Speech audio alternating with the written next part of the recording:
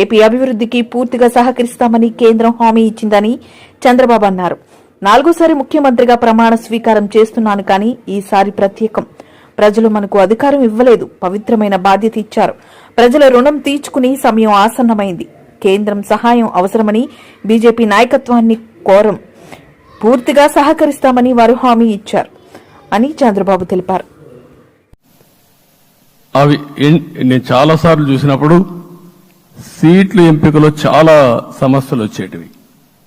మొట్టమొదటిసారిగా మొన్న ఎంపికల్లో కూడా చిన్న చిన్న సమస్యలు తప్ప ఎక్కడ పెద్ద సమస్యలు రాలేదు. అంటే మేమందరం కూడా ఒకటి ఆలోచించాం, గెలిపే ధ్యేయంగా పనిచేయాలి కాబట్టి ఏ సీట్లో ఎవరు సీట్ ఇస్తే వాళ్ళు గెలుస్తారో ఆ సీట్లే ఇచ్చాం. అదే సమయంలో సీట్లు ఇచ్చిన తర్వాత ప్రతి ఒక్కరూ గౌరవించి గెలిపించే బాధ్యతకు వచ్చారు. ఇంకొక పక్కన ఈరోజు మిమ్మల్ని అందరినీ ఇప్పుడే పవన్ కళ్యాణ్ గారు చెప్పినట్టు వారి యొక్క సమయ స్ఫూర్తిని నేను ఎప్పుడూ మర్చిపోలేను.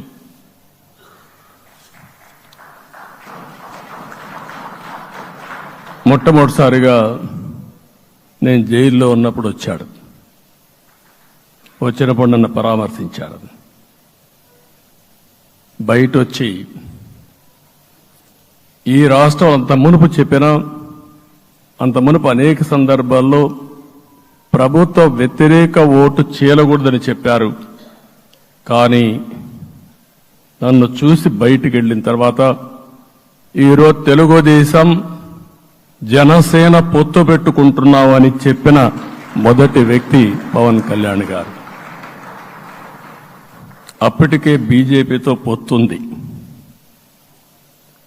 అయితే ఒక మాట చెప్పాడు, బీజేపీతో పొత్తుంది, బీజేపీ తెలుగుదేశం జనసేన 3 పార్టీలు కలిసి పోటీ చేస్తామని కూడా చెప్పి మళ్లీ ఆ ప్రయత్నం చేసి కడాన రాష్ట్ర ప్రయోజనాల దృష్ట్యా బీజేపీ తెలుగుదేశం జనసేన పొత్తు పెట్టుకున్నాం.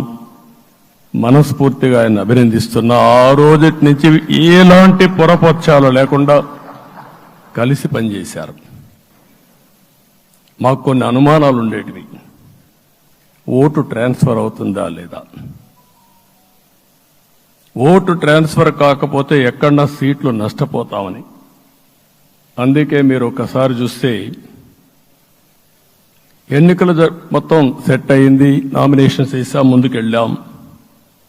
అదే సమయంలో మొట్టమొదటిసారిగా కొవ్వూరులో 3 పార్టీల నాయకులు కలిసి నేను, పవన్ కళ్యాణ్ గారు, పురంధేశ్వరి గారు ముగ్గురం కలిసి ఫస్ట్ మీటింగ్ అడ్రస్ చేశాం. అక్కడి నుంచి 6 జిల్లాల్లో మేమిద్దరం కలిసి తిరిగాం. బీజేపీ నాయకులు కలిసి వచ్చారు. ఆ తర్వాత మొట్టమొదటిసారిగా అమిత్ షా గారు ఏదైతే అనంతపూర్లో ధర్మవరం కాన్స్టిట్యున్సీకి వచ్చారు. నేను మొన్న నేషనల్ మీటింగ్లో కూడా చెప్పాను. ఆయన వచ్చినప్పుడు చాలా స్పష్టంగా ఎందుకు మేము పొత్తు పెట్టుకున్నామనే విషయాలు చెప్తూ ఈ ప్రభుత్వ అవినీతిని ఎండగట్టారు, సూటిగా మాట్లాడారు. ఆ ఒక్క మీటింగ్తో రాష్ట్రం మొత్తం ఒక నమ్మకం వచ్చింది. బీజేపీ కూడా పూర్తిగా ఈ కూటమిని సపోర్ట్ చేస్తున్నారనే కాకుండా ఈ రాష్ట్రానికి ఏ అవసరం ఉందో చెప్పగలిగారు.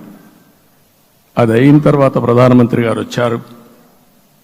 మొట్టమొదటి మీటింగ్ మీరు చూస్తే ఇక్కడనే రాజమండ్రిలో పెట్టారు. రాజమండ్రిలో స్పష్టత ఇచ్చారు, దేని అనకాపల్లిలో స్పష్టత ఇచ్చారు. తర్వాత రాజంపేటలో మాట్లాడుతూ చాలా క్లియర్గా చెప్పారు.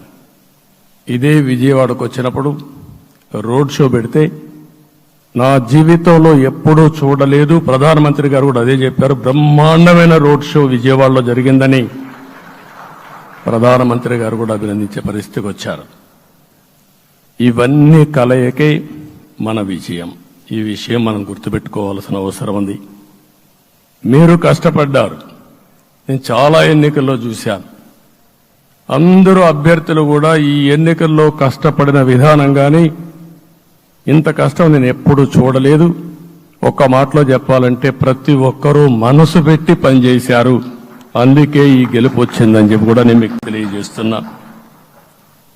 మీ అందరి సహకారంతో రేపు ప్రమాణ స్వీకారం చేస్తున్నాను. దానికి మీ అందరికీ ధన్యవాదాలు. రేపు ప్రమాణ స్వీకారానికి నరేంద్ర మోడీ గారు ప్రధానమంత్రిగా వారు వస్తున్నారు. అదే మరిగా ఎన్డీఏ నాయకులు వస్తున్నారు. ఇది ఒక అరుదైన అనుభవం.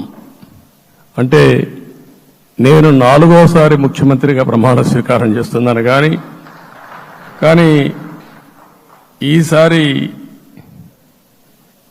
దీనికి ఉండే ప్రాధాన్యత, ప్రజలు మన మీద పెట్టుకున్న నమ్మకం, నష్టపోయారు, ఇబ్బందులు పడ్డారు, మన మీద హోప్ పెట్టుకున్నారు. తిరిగి నేను ఒక్కడిని చేసే కార్యక్రమం కాదు.